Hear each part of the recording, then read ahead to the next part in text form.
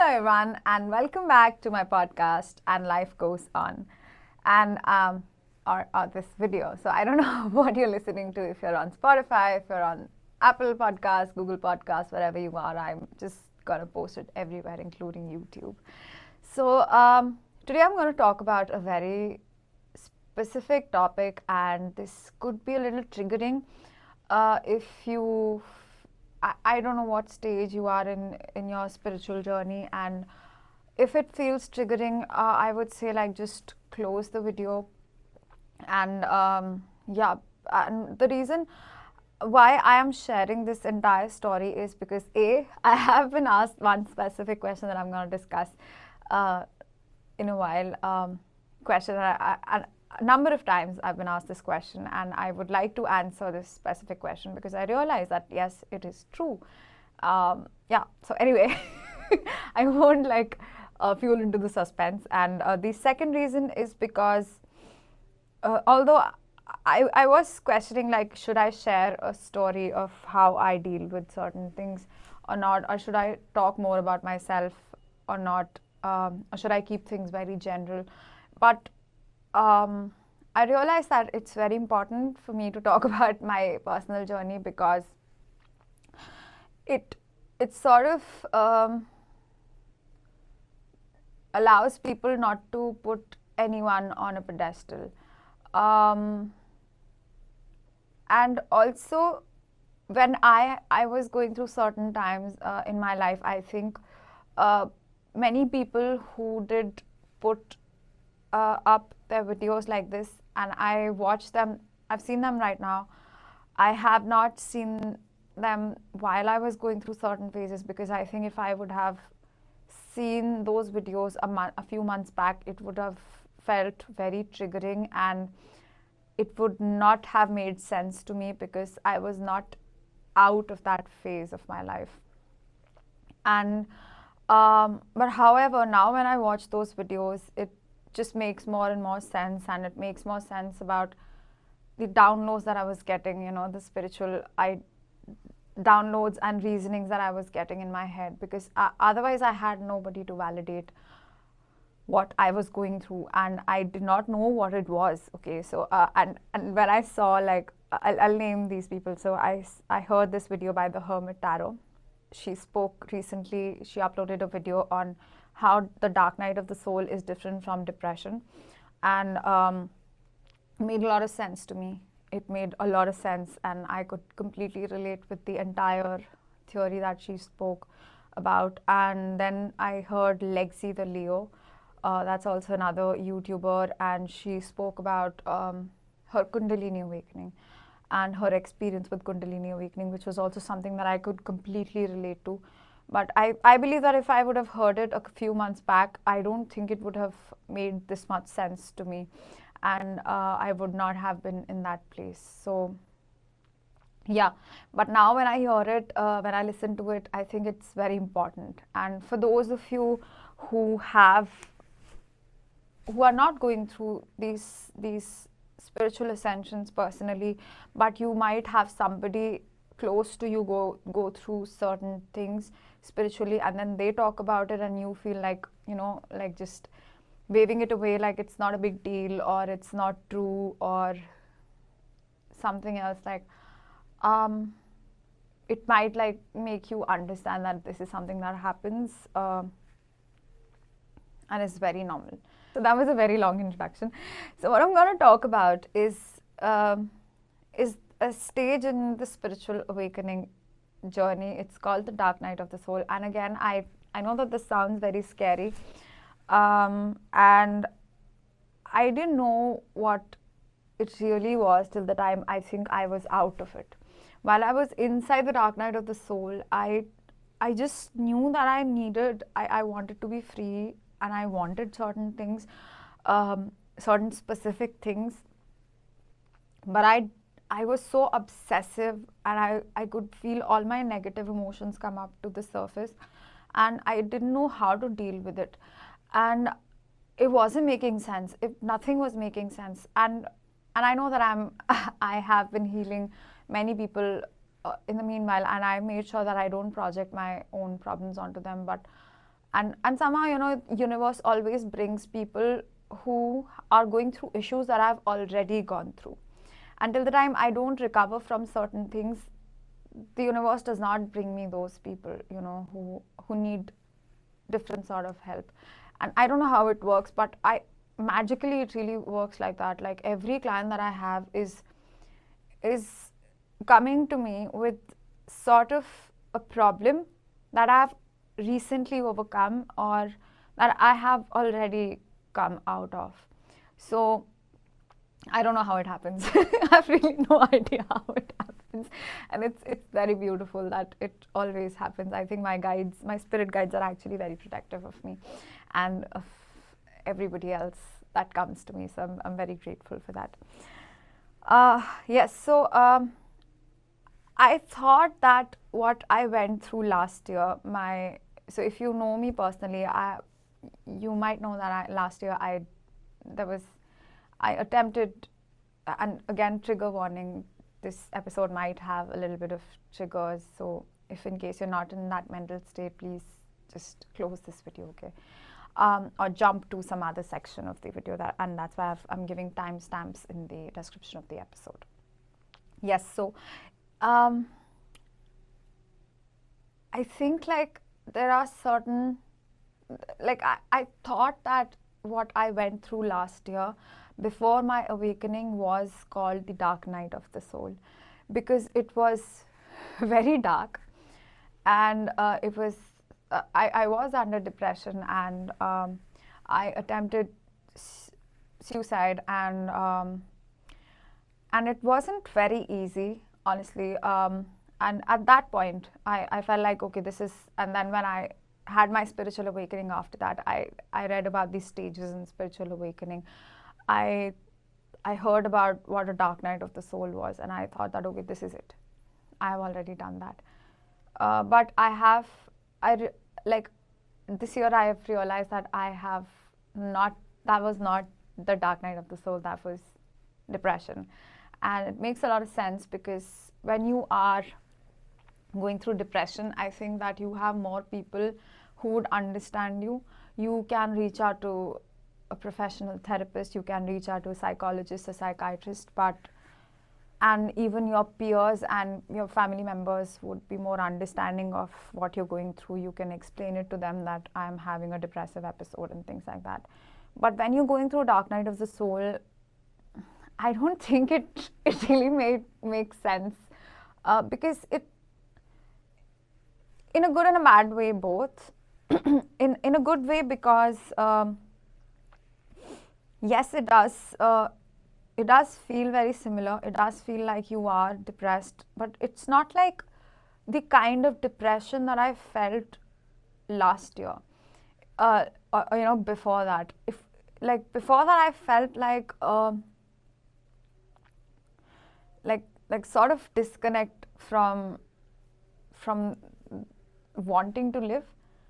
This was very different. It wasn't like that, and at the same time, it was not something that was making me happy. I could not pinpoint it, I couldn't really put my finger onto it, like what is this that I'm going through. I have had sleepless nights, but I somehow, because I had a spiritual awakening, and I realized that this is not something that I've been through before. This is not just depression. This is not something about which I can just call a mental health professional and I can reach out to somebody and explain that, okay, I am having a depressive episode and I would like help with it. And this is specifically this was not that. This was something that was very different.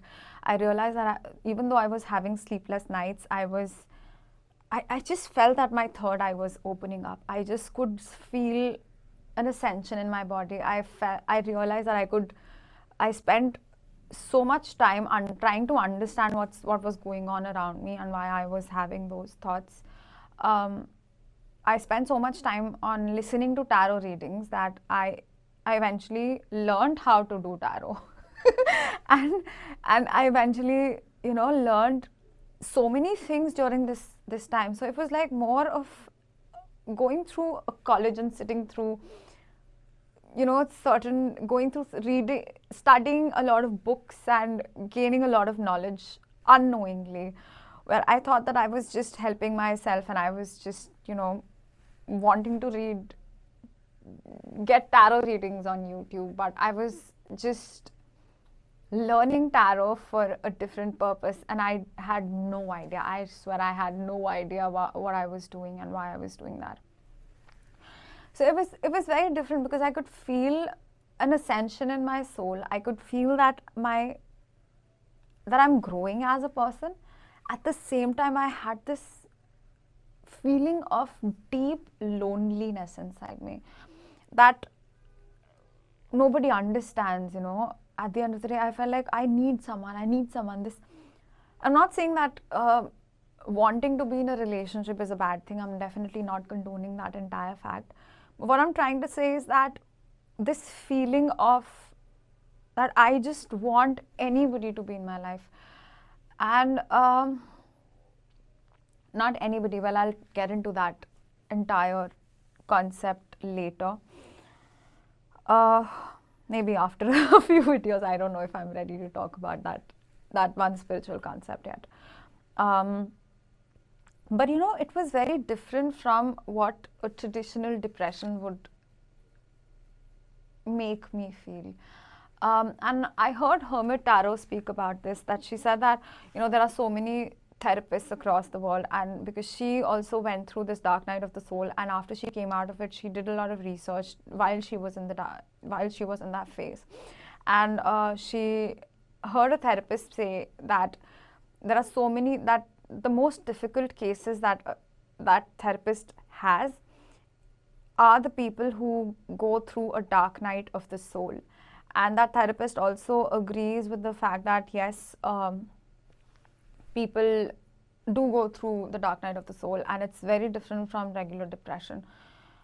And this is not something that I tried sort of everything to distract myself, and I could just feel like every time I would go back to an old pattern that I thought I was out of, be it my eating habits, be it alcohol, or be it my obsession with weight loss, my obsession of remaining underweight, of having a size 0 figure, my obsession or wanting to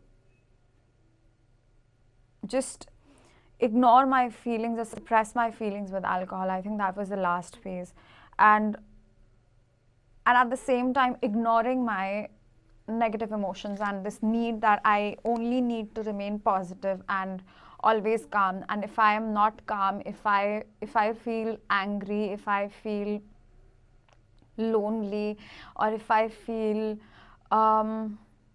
any sort of negativity, if I feel like I'm blaming somebody, then there is something wrong with me. I felt that I was not allowed to, all these beliefs, they started to crumble. And before they started to crumble and get out of my system, I could really feel it, coming up to the surface, and me being extremely angry. And I had major realizations from my childhood. I realized how my attachment my hiccup. I realized how my attachment towards relationship and how I showed up in relationships, how I started giving my all just in exchange for a little bit of attention from somebody. I would just, throw my own personal needs out of the window, and how this is the anxious attachment style, and how my childhood impacted, and how I was just angry towards so many specific situations that played on long back in my childhood, and how I thought that certain things which are not okay in a relationship are okay to put up with. So it was a long list of realizations that I had. But I'm not going to focus on those realizations in this specific video. What I want to focus on is are the things that helped me. So many people come to me, and they come to me with one specific question. how do you do it? Like, I also, and I know this sounds like I'm being a little bit of a prude, but this is exactly what people, and it's not one person, it's many people who come to me, and I know that many people look up to me, and they ask me this one specific question of how did how how do I do the things that I do, how I deal with my mental health, and how am I able to just, be the person that I am. Initially, I used to, just ignore this question, and then I started realizing, no, there are certain things that I am doing differently, and it doesn't make me an egotistical person to accept that yes, I am doing certain things that most people around me do not do, that my priorities are different from most people around me, and it's not wrong. So that's why I want to create this video on telling you about how certain things and certain priorities help me. Before that, I would just like to tell you that one specific thing that really helped me during to finally come out of like during the last weeks and days, the one thing that really helped me was grounding myself. And grounding means that bringing myself back into the world that I am. And I think in the Libra season, like when it hit October, is when I started to really ground myself. I started putting all my focus into the things that I had control over in my life and in my surroundings. I started putting more effort into my work, into my YouTube channel, into my readings, into my work, and my jewelry store and everything, and my personal routine. I started working out more, and of course the other thing that helped me ground my ideas was my understanding of psychology, of human psychology. So I started reading more about how attachment styles they work, and how my childhood and how people's childhoods they impact their adulthood. And it has of course helped me, and I know that everything that helps me has helped so many other people, and I wish that it goes on like that. So yes, so now coming back to the question of focusing on the certain specific patterns and habits that I think I have and are my priorities, and I think that most people do not have it as a priority, and it affects them in the long run. Yeah, so I'm gonna focus on that. So the first thing, I've written it in the notebook, so I'm just peeping it there into my notebook. So the first thing that I have is my priority is the fact that discipline is a form of self-care. And when I say this, I will tell you another thing that comes with it. So we often forget the importance of discipline, and I think I said that in a recent tarot reading on my tarot show, the Tarot Tanvi with One India News, One News, One India News.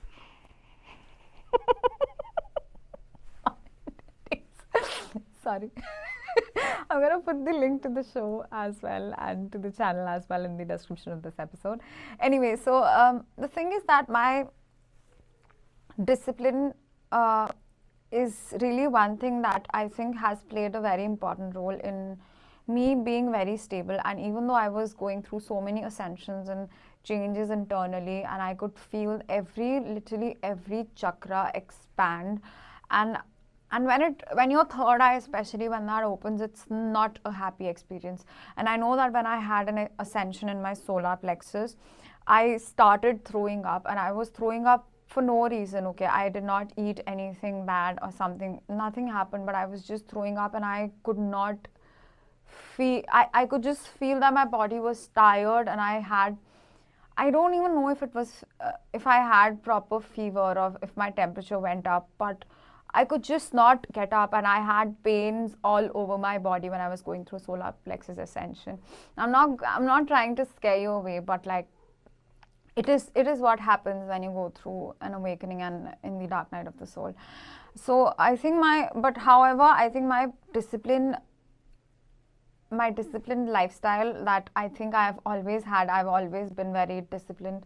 And what I mean by discipline is the fact that it doesn't mean that I am very mean to myself. It does not mean that if I skip my workouts, if I skip my journaling, if I skip certain things, then I start blaming myself. I think this is another thing that I do not do that comes along with discipline. I do wake up early in the morning, I do work out, I do my meditations. I have been very dedicated towards my healing and my meditations.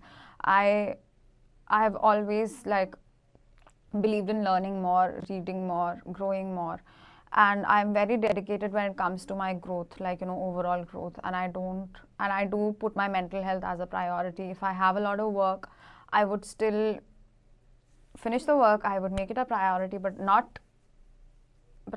would not prioritize my work or anyone else over my mental health. And this is one thing that I think really helped me throughout this process. So I was still very regular with my healings and meditations. When I was going through a darker period, I would meditate a lot more. I would heal a lot more. I would like I just knew that my self-care needs to be accelerated in this point in time. And I think this is exactly what I did after my first awakening that happened last year. The first thing that I did was I focused entirely on my physical body and my mental health. And I understand that how my physical health impacts my mental health. So I think this is one thing that always remains. At the same time, I just want to specify that it is not that when I miss my workouts, when I miss my, I don't know, whatever it is, my reading practices, it is not that I beat myself up. It is not that, I don't essentially miss my healings or meditations ever. I don't miss it because I know how important it is. So, but then even if I do, I would just like to say that it doesn't matter, because I know that it is, I am human and I'm allowed to make mistakes, and it's okay. I am a very fixed person. If you believe in astrology, I have a Scorpio sun, like my sun sign is Scorpio and my moon sign is Leo. So these are two very fixed signs. So when you have fixed energy in your chart, in your birth chart, it's adapting to change sometimes gets very difficult. So, but at the same time, I'm still learning and I'm still working through it. So the second thing that I think that kept me going was the fact that and it's sort of a continuation with what I said in the first point, the fact that I have a lot of fixed energy in my chart. So when you're a fixed person, when you have this sort of an energy in your chart, you also tend to be a little stubborn. And I think my stubbornness is really important, because at the same time I believe in creating my own beliefs, in creating my own belief systems, and I don't blindly believe anybody, which is again good and bad both. I think it's always good to just test it for yourself always, but I think it also stems from my lack of trusting other people. And it's sort of like I think because of my trust issues that I am again working on. But the fact that I'm so stubborn, and I was focused on my discipline, and my mental health is my first priority.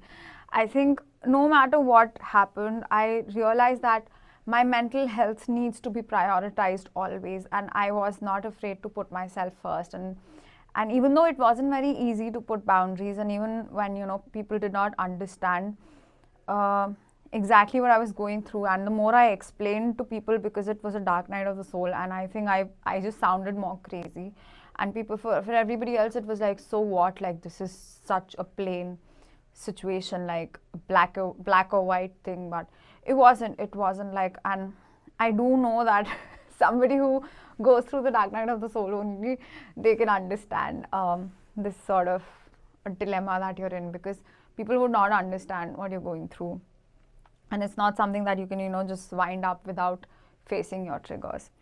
So I think the fact that I'm such a stubborn person came in handy this time. The other thing that I think kept me going again was the fact that I am not afraid to experiment. So because I am a very stubborn person, if I listen to a belief and if I want to follow it, I will follow it. Okay, I will indulge myself completely into one thing, and then I would decide for myself if it's good or not. Then I would make sure. Then I would think, okay, fine, this works for me, and this does not work for me. So I am sort of a very stubborn person, and that helped. And but at the same time, I'm not afraid to experiment. And I think this urge to experiment and to want to grow, not just like, I'm not saying like in a negative way that I want to experiment on, I don't know, some substance abuse or something like that, but like experimenting with my self-care as well. Like I am not afraid to try new techniques of meditation, healing techniques, and that's why I learned Reiki as well during this time. And I just found more online channels where I can use different kinds of techniques, and even Reiki meditation, I think it has been of huge help. Of course, MTHS has always helped me, but Reiki is something that has also helped me during this entire period. So what is the next point? Yes.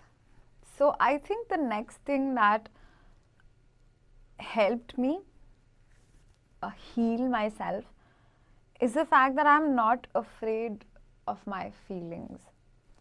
It doesn't mean that if I have a negative emotion, I don't want to get out of it or something like that. But with practicing mindfulness, I understand that feelings and emotions, firstly, they are temporary and they will go away. Secondly, if I have a very strong urge of a very strong emotion, it could be anger or it could be extreme sadness, then till the time I do not address it, if I keep distracting myself, if I keep using alternatives like substance abuse or just like going out and not addressing what I'm really trying, what I really feel, then it would not come out of my system. I think I'm not afraid to face it. And I know that temporary, and this, I have this strong belief that temporary pain is better than a permanent damage to my psyche. So because again, goes back to the first point that my mental health is my first priority. Because of that, I'm not afraid to face my emotions. And if I, for example, most people, what happens is that if they feel sad, they would immediately panic. It's not the sadness that is the problem, but it's the fact that they feel that them feeling sad is a bad thing. I don't think that me feeling any sort of like negative emotion is a bad thing at all, because I understand that emotions are just emotions and they'll pass and they will go away eventually. And all I have to do is just let it come up. Like I just dive deep into it. I ask myself and I like what exactly it is, and I allow myself to cry. Again, goes back to the first point. I forgive myself for feeling any sort of negativity, for feeling jealousy, for feeling anger, for feeling lonely, for feeling like I need to blame everybody else around me, and for feeling like a victim.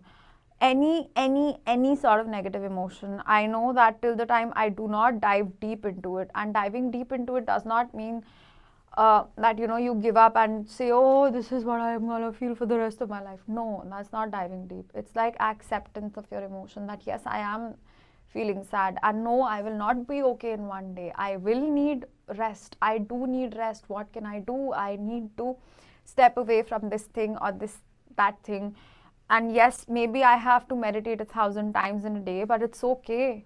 But at the same time, this belief has to be there that eventually every emotion, every situation is temporary and it will pass away. It's not a permanent thing. It's not something that I am. It's not something that defines me. My anxiety does not define me. It's gonna go away. This obsessive thinking will go away.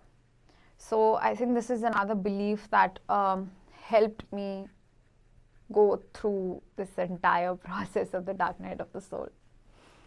And now, like, these things were like more of belief systems. The other practices that I did, like, of course, meditation and healing is one practice, and working out, reading, these are all other practices. The one practice that also helped me a lot is like, and it has always helped me, is me talking to myself. I think, like, and how I do it, especially, for example, if I am not having a good day, if I feel upset, what I would do is I would just go to the washroom and I would just look into the mirror, and because I know that physical touch is my love language. It's one of my primary love languages, and so is words of affirmations. So these are two of my primary love languages, and this is how I feel better. So I understand this, and what I would do is I would look into the mirror. I would say, I would just pretend like I am in like second person, like I'm another human being in front of me, and then I would just do this. And I know I have spoken a lot about this, but this needs to be emphasized. I really talk to myself as if I'm a baby and somebody else is going through that thing, and I'm like, it's okay. You want to cry it out, cry it out. If I want to cry, I allow myself to cry. Most people, they're so afraid, when they cry, they're afraid of crying. And that is what creates resistance. They don't want themselves to cry. They don't want to feel sad. But we are human beings. That is how you are supposed to feel. You are supposed to feel that way. You're supposed to cry it out. You're supposed to feel anxious. And you're supposed to feel angry. You're supposed to feel. If you don't feel, then you're not alive, Then you can't be all happy all the time. And happiness does not mean rejection of your other emotions. It doesn't mean laughter all the time. It doesn't mean giggling. And I don't mask my emotions from myself. Yes, there have been times where I have had to mask my emotions from other people, but it was more of I think, protective mechanism, that I was being very protective of myself. Now I don't really do that, and if I do it, like, I'm trying to come out of it. I don't believe in masking my emotions. Of course, like, what happens is, like, many people have this perception, oh really, you were also sad because we see you on Instagram. Of course, when I'm having a sad day, I'm not gonna go to Instagram and post a story, Of course, I won't do that. So on my low days, I don't go to Instagram at all. I only go to Instagram when I'm feeling positive. Otherwise, I don't go to Instagram. And I go to Spotify or YouTube and listen to certain people, certain tarot readings that would console me and, help me. So yeah, I think this is another habit that most people need to understand, that at least be honest in front of the mirror. Even if, like, I want to abuse the shit out of somebody and I cannot do it in person for whatever reason, firstly, I would try to do it in person.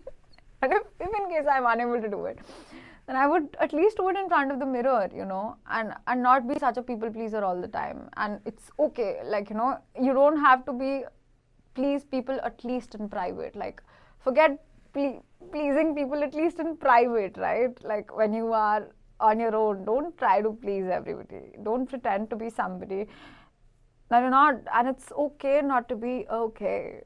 It's completely okay not to be okay. Okay, and it's normal. It doesn't mean that you're weak. It actually means that you are very strong, because it takes a very strong person to accept their negative emotions. I think the one last thing, and I kept it at the last because I think this is one thing that I discovered how important it was. I didn't realize the importance of this one thing in terms of manifestations, in terms of prayers, in terms of um, bringing my desires into reality, in terms of me trying to make more sense out of my psychic downloads. Um, it did not make sense till the time I wrote it down.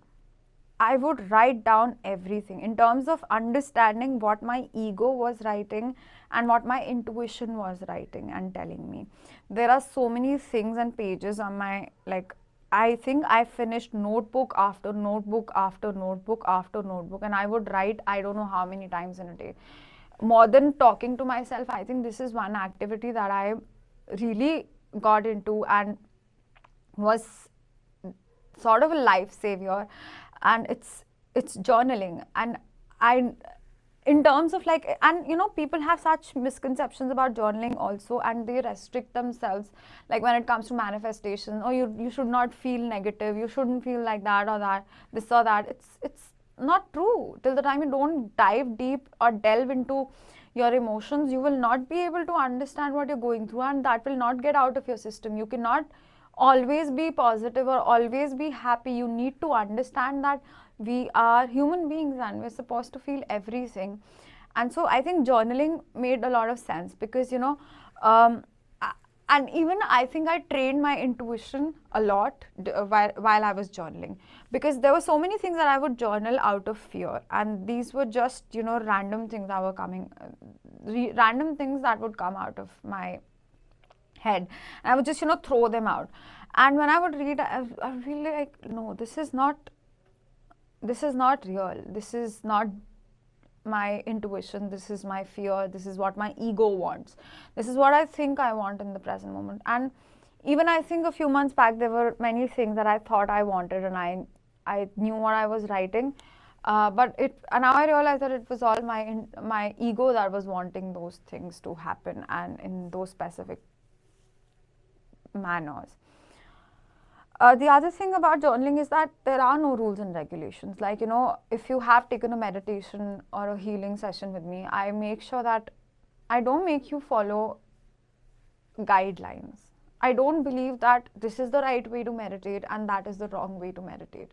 I don't think there is any right or wrong way. I think the more we believe in the things that are right or wrong, positive and negative, is what really keeps us stuck in the matrix and what keeps us not wanting to experience our full potentials.